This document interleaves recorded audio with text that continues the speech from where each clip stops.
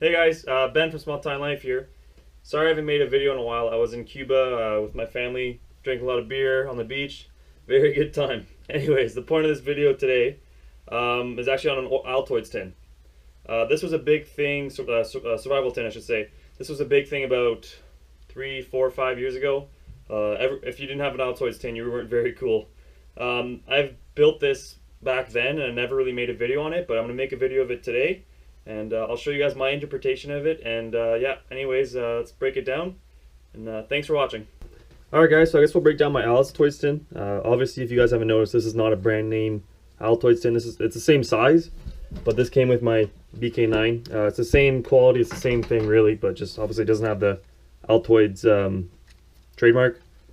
I guess the first thing I should say is that I wrapped this thing in duct tape because I packed this thing to the max, and also it's for waterproofing, which helps a lot.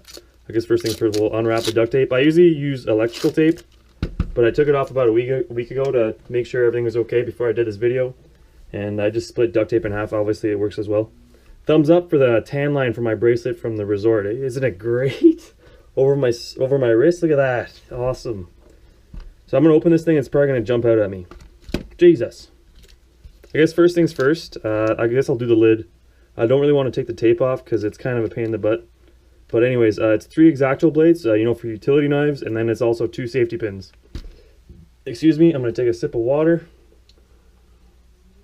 Thumbs down if I'm not drinking beer. Just kidding, please don't do that. I guess we'll break down the main components. Where should I start? I guess I'll start twist ties. Simple. Just 4 twist ties. I think they're 4 inches long.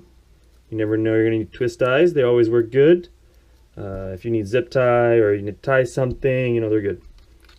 This little thing, it's kind of a random little tool. Actually, it's supposed to be wrapped around a key. Can I get my key? Can I get the key? Anyway, screw the key. It's too much of a pain in the butt to get. But it's supposed to be like a keychain kind of thing. But I'll just let you read it because I don't, you know, nail file. Well, not a nail file, but like if you want to get your dirt out because you're fancy. Small flathead screwdriver, little file on the top. Does it work? Probably not. A bottle opener, has a little blade for fishing line if you want to. Tweezers, medium flathead and a large flathead. Would it work? Yeah. Do you want to depend on it? No. But I mean, it would work in a pinch if you needed it. What else? I guess I'll go for my cordage. This is black nylon cord. I forget the tensile strength. It's actually made for clothing, obviously, but you could use this as fishing line. It would work good as pretty much any cord. It's actually very strong. I've tested it, but I forget the actual, almost running away from me there. I actually forget the actual tensile strength. This is actually just a thing of floss. You know, you gotta clean your teeth.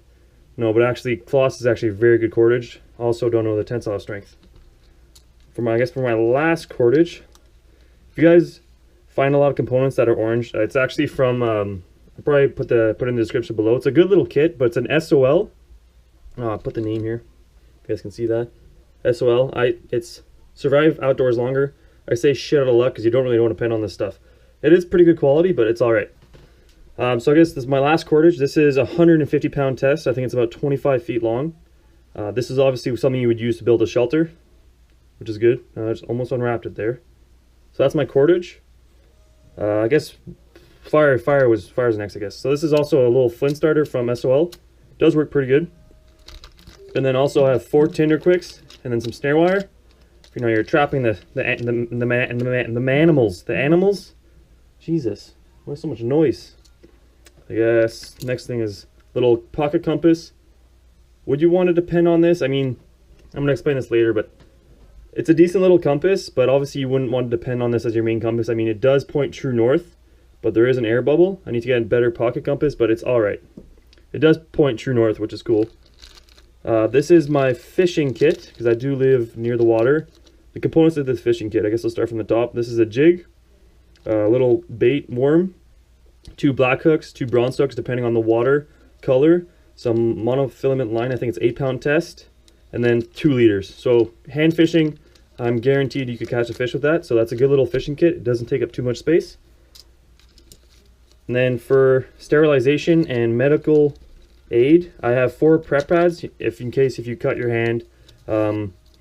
I mean, you're not going to save a life if someone, you know, cuts themselves to the bone, but in a pinch you could definitely help someone with this. Water purification next, I guess. I have aqua tabs in a tube.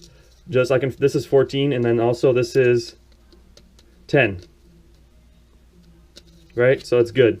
I can definitely purify a lot of water with this, which is awesome. It doesn't take up any space. This is a pen that was cut in half. It's not a Bic, but it's hard plastic, and it literally fits the tabs perfectly. And then I just put tape on top just to keep them in there.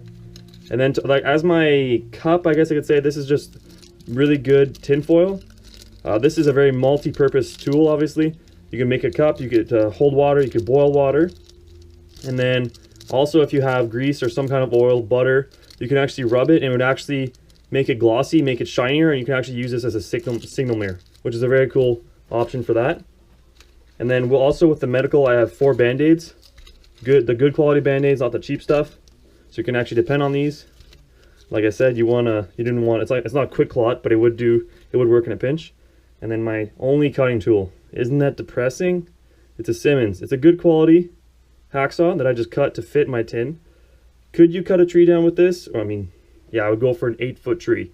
No, but I mean, like, yes, you could cut limbs off trees. You could do some things. I mean, you could cut anything really, but you'd have to be determined to do that. And then also with the water purification, I also have a coffee filter if your water is full of particles and dirt, and you know what? They're very good filters, and they pack down very nicely. My little tools, I guess I can show you guys. So I just have a toothpick. You know, when you're chewing on bones and apples, you never know when you might need a toothpick. Have a bobby pin, you know, if you need to fix your hair.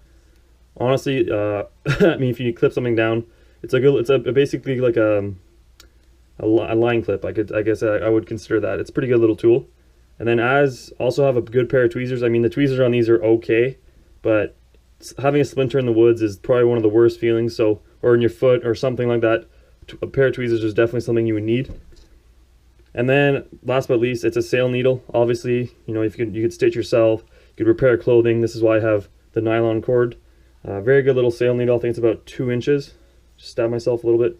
I don't know if I mentioned this, a little plastic bag just to hold if you need to gather natural materials, or you can actually fit water in there. You know, it's just another little backup bag if something breaks or something rips. And the last thing, honestly, the thing with the Altoids tin, in my opinion, is that this is like the last resort. This is like the backup to the backup to the backup to the backup, right?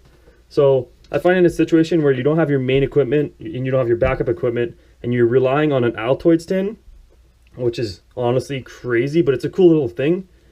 In that situation, you wouldn't have water, you wouldn't have food, you'd be dehydrated, you'd be starved, you wouldn't be thinking properly, and in that situation, you're likely to forget information. I mean, if you don't use it every day, right? So this is also from the SOL Survival little tin I had, and it's basically just basic information on how to survive.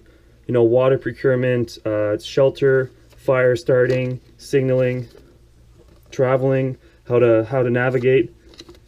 Doesn't take up any space, and there's a huge amount of information in there, obviously, and it just fits on the bottom of the tin.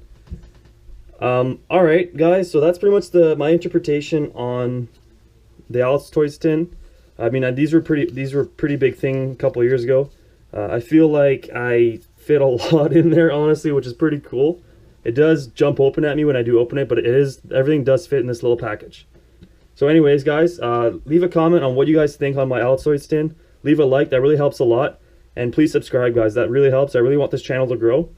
For you new viewers, this is kind of the array of stuff you can see on this channel, anywhere from knife to gun related stuff to knife sharpening to survival, bushcraft. The only thing missing from this picture is my first gen Dodge Cummins.